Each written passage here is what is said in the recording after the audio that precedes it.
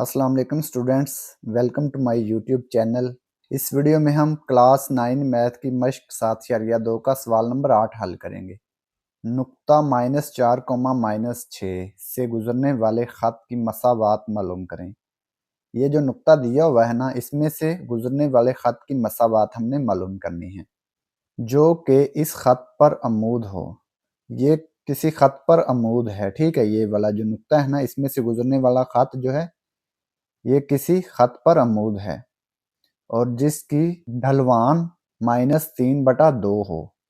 ये जो नुक्ता है इसमें से गुजरने वाला ख़त जो है ये किसी ख़त पर अमूद है और जिसकी स्लोप दी हुई है -3/2। तो इस ख़त की हमने मसावात मालूम करनी है। सवाल नंबर 8, ये देखें, ये ख़त दिया हुआ है, इसकी स्लोप दी हुई है -3/2। इसको हम m1 का नाम देंगे, m1। इसकी स्लोप दी हुई है -3/2। ये ख़त की मसावात हमने मालूम करनी है। ये वाला ख़त जो है ये नुक्ता -4, -6 से गुजर रहा है, ठीक है। यहाँ पे किसी भी जगह पर ये नुक्ता यहाँ पे होगा -4, ये इस नुक्ता से गुजर रहा है और किसी ख़त पर अमूद है। इस ख़त पर अमूद है जिसकी स्लोप -3/2 है, ठीक है। तो ये एक दूसरे पर अमूद हैं, ये एक दूसरे पर अमूद हैं। अमूद जब हों तो यहाँ पे 90 डिग्री का ज़ाविया बनता है। अब ये देखें, इसका नुक्ता है, ये जो ख़त हमने मालूम करना है, इसका हमारे पास नुक्ता है। अगर स्लोप भी हमारे पास आ जाए तो हम इस ख़त की मसावात मालूम कर सकते हैं। तो इसकी स्लोप दी हुई है तो इसकी स्लोप हम मालूम कर सकते हैं। अगर दो ख़त एक दूसरे पर अमूद हों तो हम इनकी स्लोप मालूम कर सकते हैं। स्लोप कैसे मालूम करते हैं? इसकी स्लोप को हम m फ़र्ज़ कर लेते हैं। इसकी स्लोप, इन दोनों की स्लोप का हासिल ज़रब -1 होगा अगर दो ख़त अमूद हों।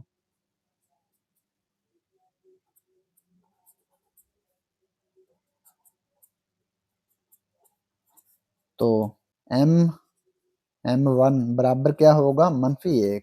अगर दो ख़त एक दूसरे पर अमूद होंगे तो उनकी स्लोप्स का हासिल ज़रब बराबर होगा -1 के। तो इसकी स्लोप हम मालूम कर सकते हैं ना। अब m1 हमें दिया हुआ है, m1 दूसरी तरफ जाके तकसीम हो गया, ये हो गया -1/m1। तो ये इसका फार्मूला बन जाएगा। इसके ज़रिए हम इसकी स्लोप मालूम कर लेंगे। दिए गए ख़त की स्लोप, दिए गए ख़त की स्लोप, ये जो ख़त दिया हुआ है इसकी स्लोप क्या है? -3/2। इसको m1 का नाम दिया है, -3/2। इस ख़त की हमने मसावात मालूम करनी है। तो इस ख़त का नुक्ता दिया हुआ है, स्लोप हम यहाँ से मालूम कर लेंगे इस फार्मूले से। मतलूबा ख़त की स्लोप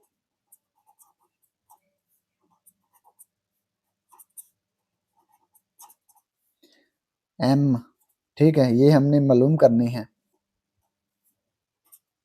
तो ये किसके बराबर है? m इक्वल है -1/m1। m1 हमारे पास दिया हुआ है -3/2,